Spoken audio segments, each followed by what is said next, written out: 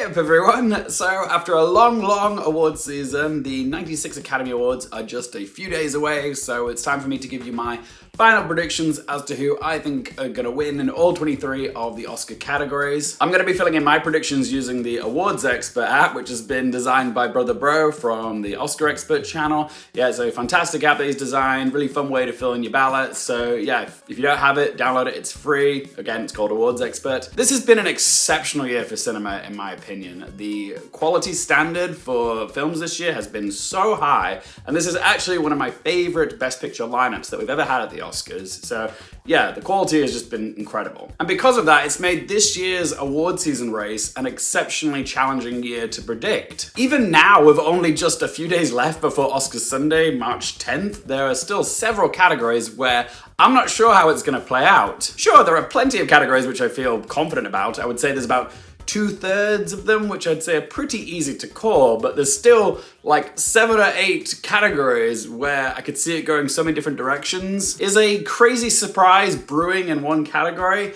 Perhaps, actually, probably. It is the Oscars, and there usually is at least one gobsmacker or head scratcher per year. As always, I do want to hear from you guys. What crazy surprise are you predicting might happen this year? And what are some of your predictions? What do you think of mine? Whatever you have to say, let me know in that comment section down below. I'm also trying to hit a target of 10,000 subscribers before the end of the year. So if you haven't done so already and you appreciate my award season content, my movie reviews, my film festival coverage, then it would really help me out if you do click that subscribe button, okay? I really would appreciate it. It's a little hot in here, so I'm going to take off the jumper. Alright then, what am I expecting from the 2024 Oscars? I think it's safe to presume that Oppenheimer dominance is going to continue at the Oscars.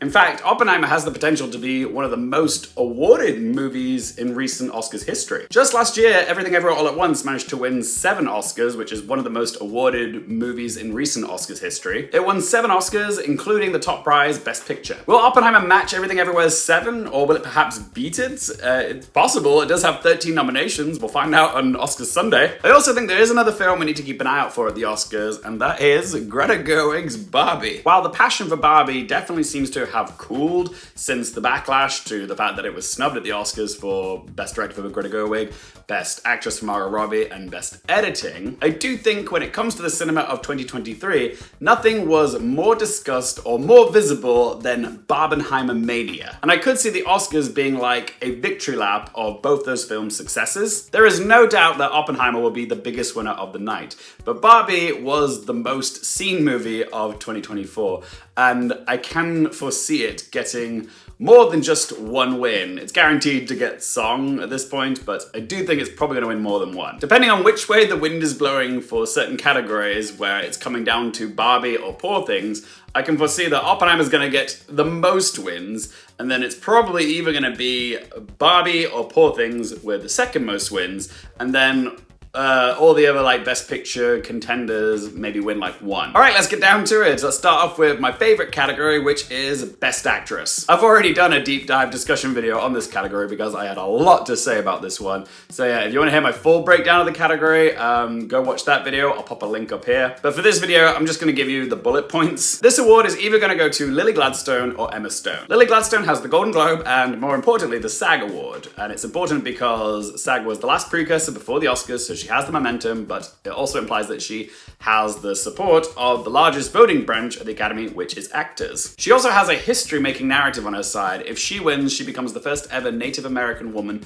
to win Best Actress at the Oscars. All of that is an impressive winners package, and like I said in my deep dive discussion video on this category, you're best off predicting with whoever wins at the prior precursor to the Oscars. This year it was SAG, so logic dictates that you should go with Lily Gladstone. She is the bookies' favorite, and she has more going for her with the recent SAG win and also that history-making narrative. She's who I think you should predict. However, I have decided to take a risk with this category and go with my gut and predict Emma Stone for Poor Things. I just believe that her performance in Poor Things is more of a performance that the Academy would go for Best Actress. Emma Stone is Poor Things, okay? It's her film.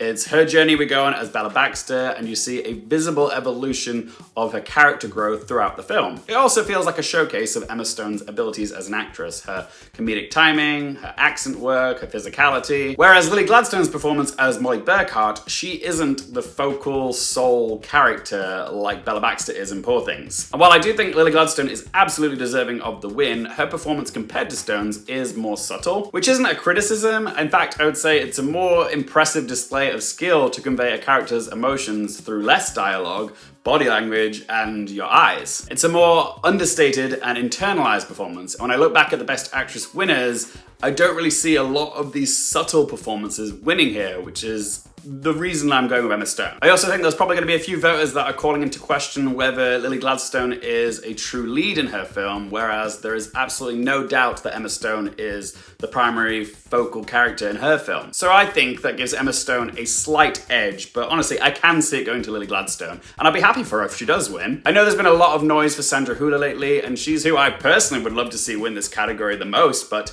I do have her in third place, but I'm not predicting her. I'm just not convinced she is the zebra in this pack of horses. Her lack of any big precursor awards, and no, I don't count the Caesar Award, just is telling that she doesn't have enough support. It doesn't give me enough confidence to predict that she's gonna surprise win here. I would love to be proven wrong, but I just don't have the courage to say, oh, this is gonna happen and predict it. Could we potentially see a tie in this category between the Battle of the Stones? It hasn't happened since 1969, and ties are very, very rare.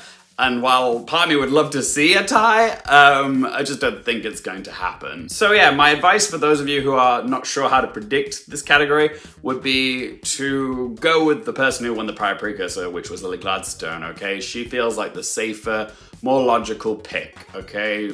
All signs point to Lily Gladstone winning this.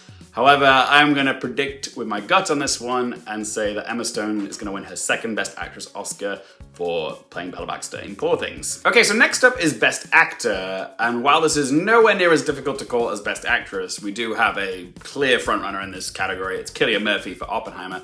I still think there is like a slim chance that maybe Paul Giamatti could pull through at the last minute with The Holdovers, because he is an industry vet, he is a very beloved figure within the acting circles, and he is in one of the most beloved films of the year. He's a close second, but I'm still going to predict Cillian Murphy for the win. He's the one I want to see win the most out of this five, and he does also make the most sense, because he's won the Golden Globe, the BAFTA, and the SAG, okay? He's got the momentum on his side, okay? And he's also in the presumed Best Picture frontrunner, Oppenheimer. He's the titular character, okay?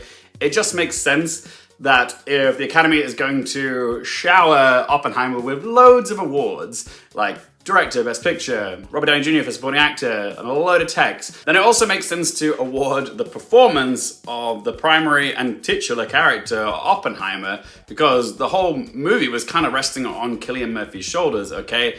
It makes sense that Cillian Murphy goes along as part of the Oppenheimer bundle because he played Oppenheimer. So yeah, my final prediction for Best Actor is Cillian Murphy for Oppenheimer. Next up is Best Supporting Actress. Not much to say here. The winner is obvious. It's going to Da'Vine Joy Randolph for The Holdovers. This may be the easiest category to call at the Oscars this year. She's the most awarded actor of the entirety of 2023. In fact, maybe of any award season race ever. This is her Oscar, okay? Nobody else in this category is even a close second. So yeah, final prediction is Da'Vine Joy Randolph. Best Supporting Actor is also an easy one to call. It is going to Robert Downey Jr. for Oppenheimer. Not too much to say about this one. Like Da'Vine, he has swept all the precursors this year. He's been nominated twice before and hasn't won yet. He's also one of the biggest names in Hollywood and feels like a star who should have Academy Award winner in front of their name. It was a perfect supporting part for him as well because he manages to stand out in a stacked ensemble, and he doesn't have too much screen time, he doesn't have too little, and there's a little bit of transformation going on with the hair and makeup. And he has some really good emotional moments in this which feel like Oscar clips. So yeah, my final Best Supporting Actor prediction is Robert Downey Jr. for Oppenheimer. Best Original Screenplay. Out of the two screenplay categories, this feels like the slightly easier one to call, but there is still a chance for an upset in one of these categories because we didn't have the WGAs before the Oscars this year. The frontrunner here is Justine Triet and Arthur Harari for Anatomy of a Fall because it won the Golden Globe, it won a Critics' Choice Award, and it won the BAFTA. That's evidence that people really like the screenplay for this movie, and I do think the Academy will want to award Anatomy something. Sandra Hüller doesn't seem likely for Best Actress, but screenplay makes a lot of sense. Potential spoilers? I mean, I would love to see Past Lives pull off a surprise win here. I know there is a lot of love for Past Lives, but I just don't think there's enough to beat Anatomy at this point. But I would love to be proven wrong. The Holdovers I could see pulling off a surprise win here for David Hemingson, okay? I think he would be deserving. But oddly, we haven't seen the screenplay for The Holdovers being championed anywhere. So yeah, I'm gonna go with a film that has won the most and predict that Anatomy Before wins Best Original Screenplay. Now, here's one that could be a gag. Best Adapted Screenplay. I know it seems like American Fiction is going to win this, okay? All evidence points to Cord Jefferson winning the Oscar, okay? He won a Critics' Choice Award and he won the BAFTA, where barely anybody was predicting him to win that. That was the sole nomination for American Fiction at BAFTA, and it managed to win against Oppenheimer and Poor Things. So yeah, the ironclad logic is that if American Fiction can win at BAFTA, then surely it must be more appreciated at the Oscars. The Americans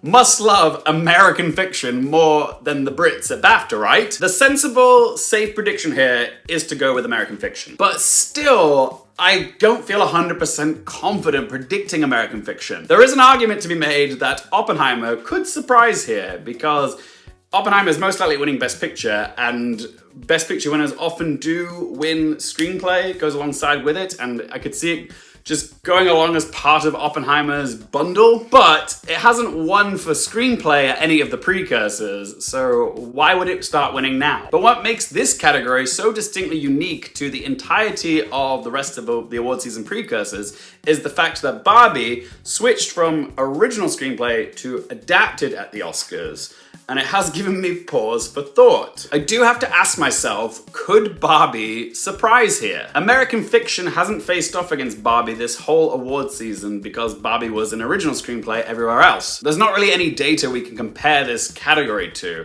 And Barbie did manage to win at Critics' Choice Award, but again, that was for original screenplay. The reason I think Barbie could surprise here is because of its impact, culturally and at the box office. Okay, it was the biggest and most watched movie of 2023. Also, its screenplay was written by two beloved figures already in the Academy circles, Greta Gerwig and Noah Baumbach. Two individuals who have both been nominated 3 times previously, and neither of them has won an Oscar yet. Cord Jefferson, on the other hand, is pretty much a brand new figure to the film industry. Like, he got his start in TV, but this was his debut film and it was a triumph. It won the top award at TIFF, and his screenplay won at USC Writers, BAFTA, and Critics' Choice. In terms of the Academy circles, I could see some Academy voters wanting to give some recognition to Greta Gerwig and Noah Baumbach, who've made some incredible films individually, but also wrote the screenplay of the biggest film of 2023. The one movie that you know every person in the Academy has watched. American Fiction winning kind of feels reminiscent of Jordan Peele winning for Best Original Screenplay for Get Out back in 2017, because it's a biting satire which addresses social and political issues. It makes a lot of sense. It has the momentum of BAFTA and USC, and it's also a film about a writer, okay? That's something that writers can really connect with. But Barbie feels like a popularity contest type of win. The writers attached to it are bigger names, and the movie is indisputably the bigger movie. It's just hard to shake off the success and the popularity of something like Barbie. It was a cultural phenomenon, being one half of Barbenheimer. And I know that Oppenheimer is, being celebrated right now, and it's gonna be the big winner of the night, and Christopher Nolan's gonna finally have his moment. But what about the other half of Barbenheimer? Doesn't that also deserve some acknowledgement for what it pulled off? The movie was a huge hit, and given its runaway success, some Academy voters might be thinking that Greta Gerwig deserves to be acknowledged just as much as Christopher Nolan does for what she accomplished. It was the first solo female-directed film to make over $1 billion at the box office. It was also the highest grossing movie of 2023. She made history with this film that she helmed, and doesn't all of that also deserve to be rewarded? You factor in the fact that there was backlash to her being snubbed for Best Director, as well as the fact that she is beloved by actors because Greta Gerwig herself comes from an acting background, but yeah, she is cherished by actors, and actors do make up the biggest voting branch of the Academy. Are they collectively thinking Greta Gerwig and Noah Baumbach deserve some acknowledgement for Barbie? Or are they putting faith in the idea that both of them will have other chances for Oscar's victory in the future? There is a part of me that thinks that Greta Gerwig might just be popular enough to pull off a surprise win in Best Adapted Screenplay. And honestly, a screenplay win for Barbie does make a lot of sense. The problem is it just makes so much more sense if they were in Best Original Screenplay. I have a feeling that a lot of Academy members will see the whole category swap thing as a reason not to give them the win. God, this screenplay category this year is kind of like predicting an acting category, because on the one hand you've got American Fiction, which has the stats. On the other hand, you've got Barbie, which has the narrative. And I guess the argument for Oppenheimer is that it would win screenplay as part of its Best Picture winning bundle. Also, I think my personal bias for Barbie is clouding my judgment here. I want to predict Barbie because I can see the pathway for it, and I'm desperately wanting it to win more than American Fiction because I prefer it more. But yeah, that is just my heart getting in the way of my head. But I do want to gamble from time to time, partly because it's boring if you just go with the crowd and the stats every single time. But American Fiction won the BAFTA, Critics' Choice Award, and also the USC Scripture Award. And that is a very helpful precursor trying to predict this category. So yeah, my advice would be, if you're stuck on this one, the safest prediction here is definitely American Fiction. Yeah, my advice would be to predict that. But I really should take my own advice sometimes because I really feel like I'm overthinking this category. My whole Barbie argument is just a hunch, and so many of my hunches this award season have been incorrect. It's just the fact that Barbie has switched categories, which has added this whole unquantifiable variable to the mix. It's what makes it harder to call. And remember, it's not the writers branch which is picking the winner here, okay? It's the entire broad Academy voter membership, okay? All 10,000 members. Will Greta Gerwig and Noah Baumbach, two Academy regulars, be popular enough and have enough support to win here, despite the category swap? My better judgment is saying to play it safe and predict American Fiction. It's the more logical, rational, and statistical winner here. And if it managed to win at BAFTA, then you'd be foolish not to predict it to win at the Oscars as well. But my gut is saying, go on, take a risk, go with Barbie, think how good it'll feel if you're right. Part of me really wants to be a fool here. I admit I am probably going to be wrong here, and that I'm being foolish, allowing personal bias to influence my decision. But everything that I've said when discussing this category has convinced myself that it could happen. And if you're really not sure on a category, isn't it fun to take a risk sometimes and see if that hunch pays off? I don't want to be one of those people that always follows the safest route and goes with the stats, especially when there's an unexpected variable in the mix with the whole category swap thing. It's probably going to go to American Fiction, but I'm gonna be stupid or brave, depending on which way you look at it, and predict that Greta Gerwig and Noah Baumbach win their first ever Oscars for Best Adapted Screenplay for Barbie. I can practically feel you all saying, Luke, you're being such an idiot. Why are you throwing away this prediction to Barbie? And it's absolutely justified. I feel you, but I've told you, like, I think you're better off predicting American Fiction, but I want to take a risk sometimes, and hey, no guts, no glory. Next up we have costume design, and again I have done a deep dive discussion video on both costume and production design and how they're kind of like a battle between Barbie and Poor Things. I'll pop a link up here if you want to check my thoughts out on those categories. The reason I paired those two together is because the costume design and the production design of both those movies is key to the world building in both those movies. So I do feel like it's gonna come down to one of those two movies in both these categories. It is a close one this year in both categories. I could see it going either way. With costume design, are we gonna see a similar outcome that we saw last year, where BAFTA went with the recreated looks of Elvis, but the Academy went with the original avant-garde costumes of Black Panther, Wakanda Forever? With Jacqueline Duran for Barbie, she had to recreate many iconic looks from Barbie the brand,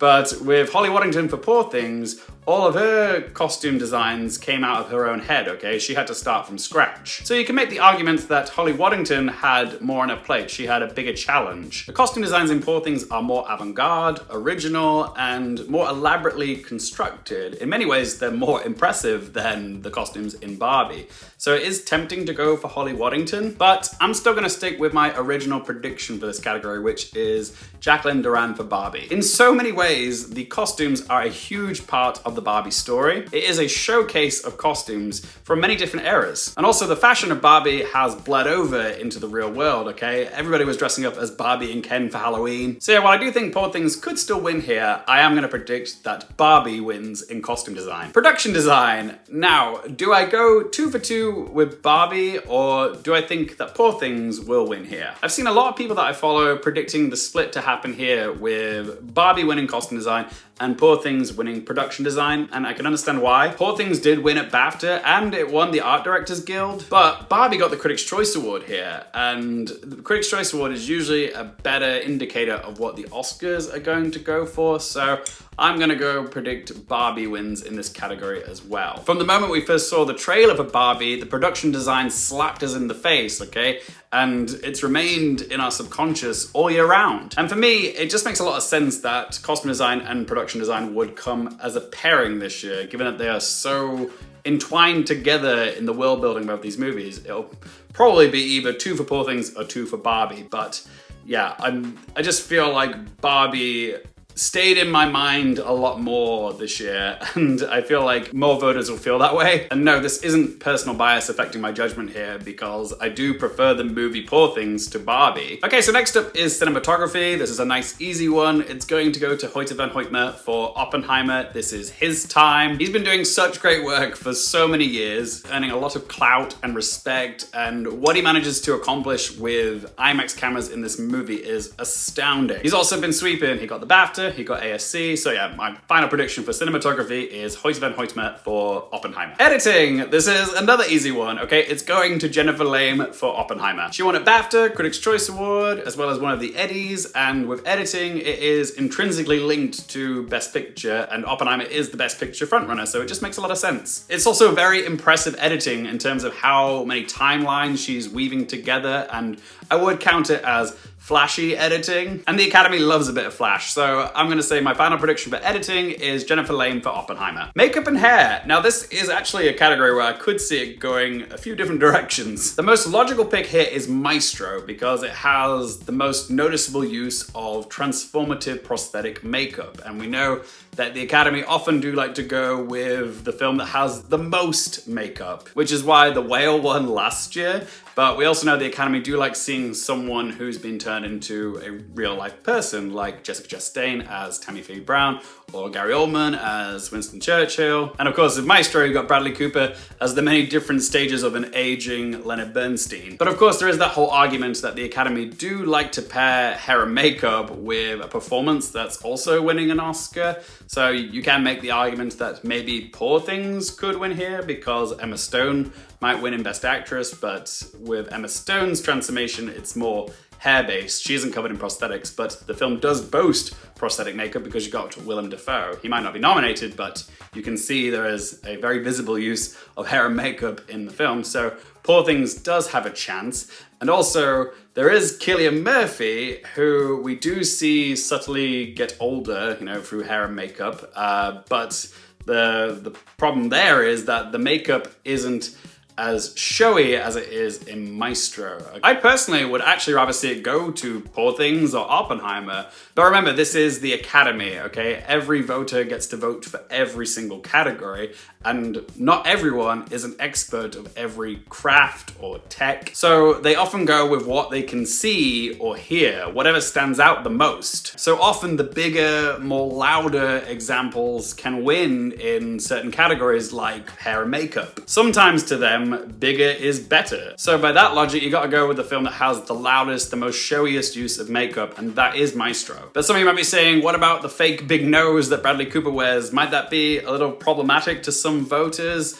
And to that I say, well, The Whale last year was problematic to some voters because of the 3D printed fat suit. Some people took issue with that, but again, it still didn't stop The Whale from winning Best Hair and Makeup, so I honestly don't think it's gonna hurt Maestro's chances all that much. Also, you have to remember, this is the work of Kazuhiro, who has won twice before in this category for Bombshell and Darkest Hour, okay? So the Academy clearly do like his work. But again, on the flip side of that argument, you could say that maybe some voters might want to give someone else some acknowledgement in this category for a change. If something else were to win here, I think it's most likely it would go to Poor Things, because it did win at BAFTA, but Maestro did win at the Hair and Makeup Guild. So yeah, my final prediction is that Hair and Makeup goes to Maestro. And like Bombshell, this will be Maestro's only win of the night. Best visual effects. It's funny, I feel more confident about what film is gonna win this category at next year's Oscars than I do this one. This is another tough one. I think it's either gonna come down to The Creator or Godzilla Minus One. This one is a toss-up. On the one hand, The Creator managed to accomplish a lot of incredible visual effects shots with a very minimal budget. But on the other hand, Godzilla Minus One has had this late surge of passion and excitement,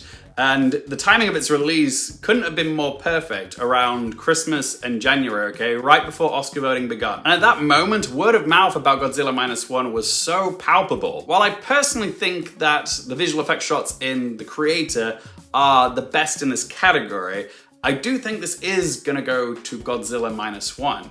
And that's mainly because of the passion behind this film. It kind of reminds me of the same passion and enthusiasm for RRR winning for Best Song last year for Naatu Naatu. You know, that international film that unexpectedly explodes and crosses over into the Western mainstream and becomes this huge zeitgeist moment, okay? Godzilla is kind of having that RRR moment. I know it hasn't had as much time to propagate as RRR did last year, but I do think there is passion behind this film, and the timing of its release was great. Thanks to social media, the hype surrounding this film really encouraged a lot of people to go check it out, myself included. I know it is a monster movie, but this film has become a runaway success in its own right. It's also the first ever Godzilla movie to even get an Oscar nomination, and I think that will come into play when voters come to cast their votes. Godzilla movies have been around for what, 70 years? It's got built-in brand recognition, and the fact that it's never won an Oscar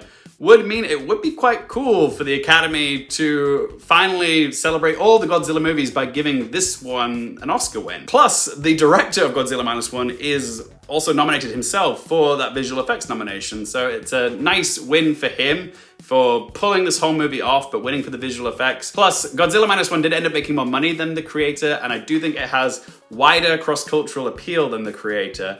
So for those reasons, I think Godzilla Minus One has a slight edge. So yeah, my final prediction for visual effects is Godzilla Minus One. Next up we have sound.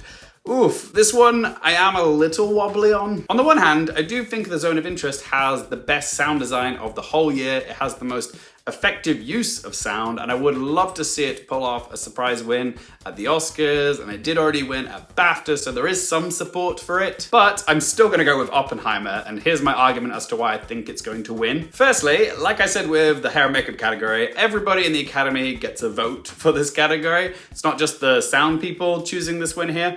And like with hair and makeup, the Academy often do go for what they can see, or in the case of best sound, what they can hear. And Oppenheimer is definitely the more noticeable or showier use of sound. I mean, hello, bomb, go boom. Like, there's actual moments in this film where characters are knocked off their feet by the sound. And even I, watching this movie for the first time in the cinema, I was blown back into my seat where we see the Trinity test. So yeah, Oppenheimer has the most sound. Secondly, Oppenheimer is the Best Picture frontrunner. It's also the film with the most Oscar nominations, so it does have an advantage there because you know people have seen this film. And thirdly, sound and editing are two categories that more often than not are paired together at the Oscars. And I'm very confident that Jennifer Lame is going to win editing for Oppenheimer, so logic dictates that Oppenheimer also wins sound. The Zone of Interest doesn't even have the nomination for editing. So yeah, while I would rather personally see The Zone of Interest win for the most effective and subtle use of sound, my final prediction is that sound will go to Oppenheimer. Next up is Best Score. This is a nice, easy one again. It is going to Ludwig Göransson, signed, sealed, delivered. Next is Best Song, and this is the category where Barbie is guaranteed to win. It is either gonna go to What Was I Made For or I'm Just Ken, and like I've been saying all awards season, my personal preference in this category is I'm Just Ken. That's the one that I would champion, that I would vote for. but I do think this is gonna go to What Was I Made For, okay? It won the Golden Globe. It also won the Grammy for Best Song. All evidence suggests that it is clearly the most liked song of the two. I'm Just Ken is a big musical moment in the film. It's very fun and comedic, whereas What Was I Made For is very sentimental and comes during the film's emotional climax. And in this case, I do think that sentimentality will trump comedy. So yeah, my final prediction for Best Song is What Was I Made For from Barbie. And a little fun fact for you guys, if What Was I Made For does end up winning, it will make songwriters Billie Eilish and Phineas O'Connell the youngest two-time Oscar winners ever, with Billie being the youngest at age 22, which will make her the youngest person ever to win 2 Oscars in any category at the Oscars ever. The record is currently held by actress Louise Rayner, who won back-to-back Best Actress wins in 1937 and 1938 for The Great Ziegfeld and The Good Earth. She was 27 and 28 respectively when she won those Oscars. It's crazy to think that it took 86 years for that stat to be broken. That's if Billie Eilish wins, of course, but it feels pretty much assured at this point. Next up is Best Animated Short, and I have to admit, I haven't actually seen any of the animated shorts this year. Gold Derby is saying Letter to a Pig. I see a lot of people also predicting 95 Senses, but I do think it's probably gonna go to War Is Over, inspired by the music of John and Yoko. The reason I'm going with War Is Over is, like me, I think a lot of voters wouldn't have had time to watch all the animated shorts, so they kind of just go with name recognition. They hear John and Yoko and think, oh, the Beatles. I like the Beatles. Okay, that might be something that I like, so I'm just gonna give that my vote. And it is centered around war, and the Academy usually do go for, war films. Not necessarily in this category, but, it's a genre they are drawn to. So yeah, while I don't feel confident on this one, that's where my head is at. I'm going with War Is Over. If you're coming for me for advice on this category, I would say find someone else who's actually watched all these and get their opinion. Next up is Documentary Short, and I've only managed to see 2 of the contenders in this category, Night Night and Wapo, that's on Disney+, and I've also managed to see The Last Repair Shop. I would think The Last Repair Shop is the stronger contender here. I've heard some people also saying the ABCs of book banning is going to win this. I've seen a few people predict that on Gold Derby. At first I was more drawn to Night Night and Wapo because I thought the campaign from Disney Plus was more noticeable, but I'm kind of more drawn towards The Last Repair Shop because it's made by filmmaker and composer Chris Bowers, who's already previously been nominated for A Concerto Is a Conversation. And I feel like he's earned himself a lot of clout, a lot of respect. He's been on the rise. Night Night and Wapo is very cute, I'll give it that. But yeah, The Last Repair Shop I just think had more to say. So yeah, again, I'm not confident on this category, but my final prediction for Best Documentary Short is The Last Repair Shop. Next up is Live Action Short, and I am going with the obvious frontrunner here, which is The Wonderful Story of Henry Sugar by Wes Anderson. Obviously, out of the 5 nominees here, it did make the most noise because it is a Wes Anderson film, and it obviously had a higher budget and more star power and better production values than all the others. I do think he is still going to win here because there is a lot of love for Henry Sugar. It's really charming. And also, Wes Anderson hasn't won an Oscar yet, so I do think they are gonna go for him. If something were to surprise here, it would probably be Red, White, and Blue. But yeah, my final prediction for live action short is The Wonderful Story of Henry Sugar. Animated feature. This one actually does feel like a bit of a toss-up. It's either gonna go to The Boy and the Heron or Spider-Man Across the Spider-Verse. The Boy and the Heron has won the Golden Globe and the BAFTA, but Spider-Man Across the Spider-Verse got the PGA, the Critics' Choice Award, the Annie Award, the Eddie Award. I have a feeling that more Academy voters have seen Spider-Man Across the Spider-Verse as opposed to The Boy and the Heron. Very, very rarely have anime films managed to win in this category at all. And while I know a lot of people do want to see Hayao Miyazaki win the Oscar,